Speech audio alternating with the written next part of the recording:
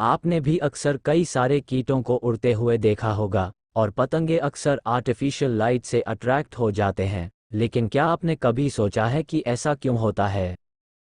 तो इस वीडियो में हम इसके बारे में कुछ विस्तार से जानेंगे।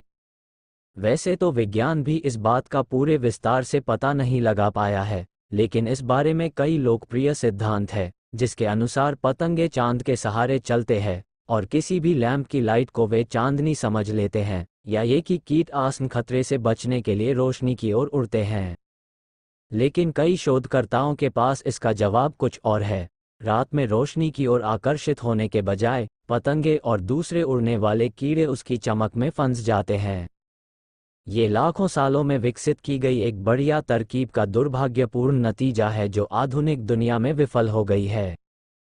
कीट विज्ञानी डॉक्टर सैम फेबियन के अनुसार रात में उड़ने वाले पतंगे या कीट अपनी पीठ को उस ओर झुकाने के लिए विकसित हुए हैं जिस तरफ ज़्यादा रोशनी होती है। करोड़ों सालों तक ये जमीन की बजाय आकाश हुआ करता था, क्योंकि जब आधुनिक विकास नहीं हुआ था तो ज़्यादा रोशनी आकाश की हुआ करती थी। इससे कीटों को पता चलता था कि ऊपर की ओर कौन सा रास्ता है और उन्हें अपनी समतल उड़ान के बारे में पता होता था।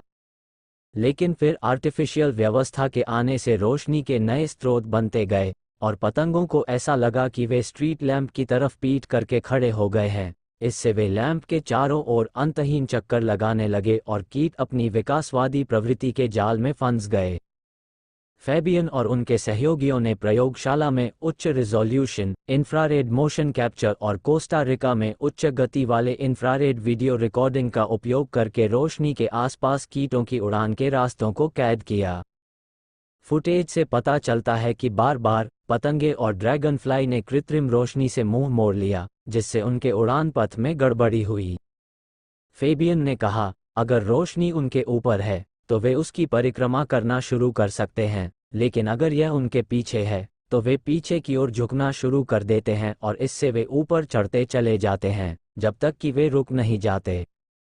अधिक नाटकीय तब होता है जब वे सीधे रोशनी के ऊपर से उड़ते हैं। वे खुद को उल्टा कर लेते हैं और इससे दुर्घटना हो सकती है। ये वास्तव में सुझाव देता है कि पतंगा भ्रमित है कि ऊपर कौन सा रास्ता है। नेचर कम्युनिकेशन की शोध से पता चलता है कि आर्टिफिशियल लाइट व्यवस्था से उड़ने वाले कीट अंधेरे से बाहर नहीं आ सकते हैं, बल्कि वे केवल उन कीड़ों को फंसा सकते हैं जो उड़कर पास से गुजर जाते हैं। फेबियन ने कहा, यह लगभग एक जाल की तरह है।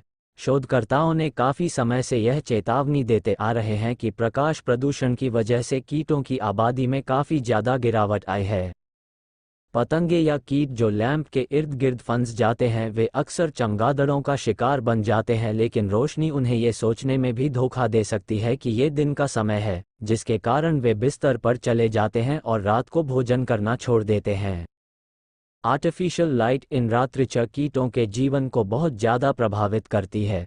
ये कीटों पर की गई शोध से हमें ये पता चलता है कि आर्टिफिशियल लाइट की डायरेक्शन मायने रखती है। अगर आप रात में रोशनी लगाने जा रहे हैं तो आप वाकई चाहेंगे कि वे ढकी हुई हों और बहुत सारी रोशनी बगल से बाहर न फेंकें, और ख़ास तौर पर वायुमंडल में ऊपर की ओर न फेंकें। उन्होंने कहा, इस शोध से हमें ये पता चलता है कि कैसे एक कीट खुद को इस तरह से रखता है कि उसकी पीठ प्रकाश की ओर हो, इसलिए एक स्थिर उड़ान पथ बनाए रखता है। लैंप जैसे मजबूत बिंदु स्रोतों के करीब अनुपयुक्त हो जाता है। निष्कर्षों से पता चलता है कि बड़ी संख्या में कीट जो स्ट्रीट लाइटों पर इकट्ठा होते हैं, लैंप की परिक्रमा करके वहां फंस जाते हैं। कीटों पर पड़ने वाले प्रभाव को कम करने के लिए लैंप के प्रति आकर्षण और सीमितता को कम करना बहुत महत्वपूर्ण होगा।